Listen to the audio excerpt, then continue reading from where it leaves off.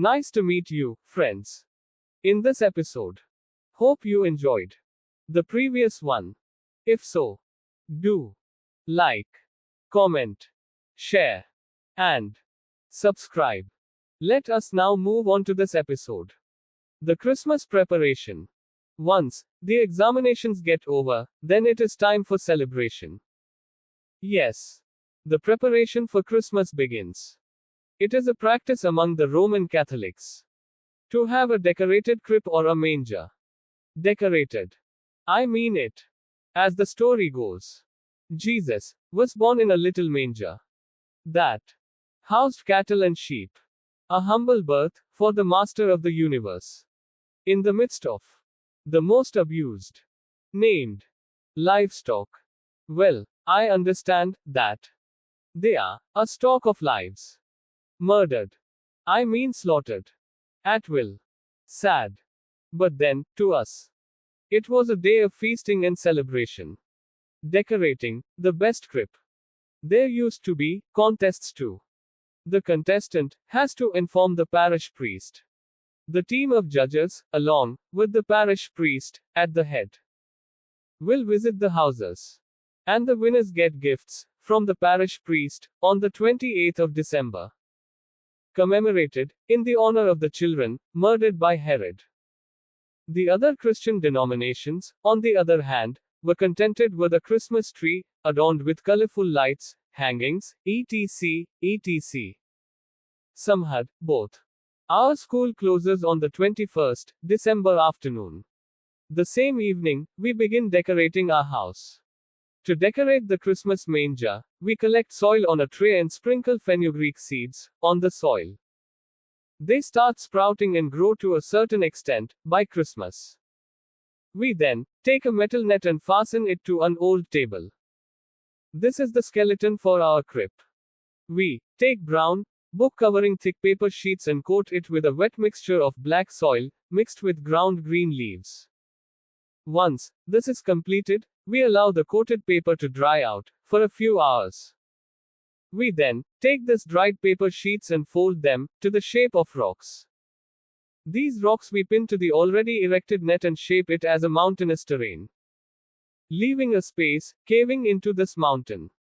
This work completed, we use sticks or reapers to make the frame for the manger. The top of this frame is covered with hay and the inside of this manger is also covered with hay. Once done, we fix a red-colored bulb inside the manger and the fenugreek trays will be placed on both the sides, outside the manger, to create a road in between. For the three wise men to come riding on their camels. The angel bearing the inscription, Gloria in excelsis Deo, is hung on the doorway to the manger and the rest of the statues are placed inside the manger. With Mother Mary and Saint Joseph flanking baby Jesus. One of Mummy's saris is taken to cover the front of the table, bearing the manger and the crib.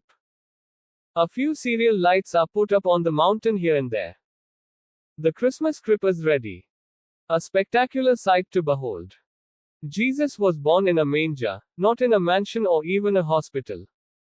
No midwife to assist. What a difficult time it would have been for our beloved mother and Saint Joseph. A lowly birth that any other mother or child would not have experienced. But now, you see, this little manger has found its way to the royal castles and palaces, adorning the best places in the world. What a transformation! Is it because the Creator was born in that manger? I used to wonder. Apart from the manger decoration, our drawing-cum bedroom will get decorated with colored paper strip hangings and a lot of balloons. Once the manger has been decorated and the Holy Family trio, I mean Baby Jesus, Mother Mary and Saint Joseph, have been installed, our everyday family prayer will be in front of the manger. Like the Holy Family, all other beings there, including the lone angel, used to be clay statues. One day, while we were at the family prayer, I noticed a slight movement behind baby Jesus. I was wondering if any heavenly host was visiting our manger. Only on a closer look, I identified our intruder to be Betsy. our multicolored vegetarian feline, who, because of the crowd at home, had chosen her place to nap, behind baby Jesus. Not knowing this, the family had been praying, with lighted candles, to little Betsy, a darling, to be worshipped. The 23rd day is dedicated for writing out Christmas greeting cards that we had purchased during the shopping we made for Christmas. There were no smartphones or emails or e-greetings those days. Only strong phones, whose receivers were so heavy and strong, if it is banged on the head of an intruder or adversary, the person will swoon for, at least, 15 minutes. Unlike the smartphones of these days, drop them by mistake and we will have to repent. They break to pieces and make you purchase a new ones. Dad had the writer's cramp and was not able to write out the Christmas greetings, since his handwriting gets distorted. So, I was the writer's writer. Dad used to give me the list of people and the address book. In this list, one can find the pinks, blues and browns, the rocks, the salts and the hills, the scotches and the rums, the bottle-wallahs and dabbawalas and all. An extensive list it was. God would have envied Dad. Adam and Noah would have looked at Dad in awe.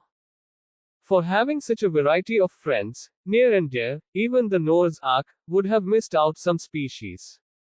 Enjoying these and visualizing the envious, I would write out the addresses on the greeting cards and place it in front of our authorized signatory, Dad, to sign them. Having done this, I used to affix the stamps, paste the envelopes and walk down to the post office to drop them in the post box. My grandmother, a quiet, affectionate, old lady, in her 80s, can always been found at our home. On an iron chair, silently reciting the Holy Rosary, on the beads and smoking her cheroot. But, come Christmas, her chair and herself are shifted to our kitchen and she is the head chef, for preparing Christmas delicacies, giving directions to her daughters and daughters-in-law. In those days, there were no electric mixers or grinders or any other food processing equipment. A set of huge round stones, set, one top of the other, with a wooden handle, on the top stone, is set on newspapers spread out on the ground. There is a small vent in the middle of the top stone and the dry grains, this implement is only for dry grinding, are dropped into the vent and the top stone is rotated. This grinds the grains and they fall on all sides as flour. These set of stones are called a revai, in our colloquial Tamil language, which mean grinder. Some signature delicacies of Grandma for Christmas, as I had already detailed in my previous episode, were ni urundai and kolsa, for which this revai was used. Well, let us discuss Iyer's delicacies, our next episode. Good day. Till then.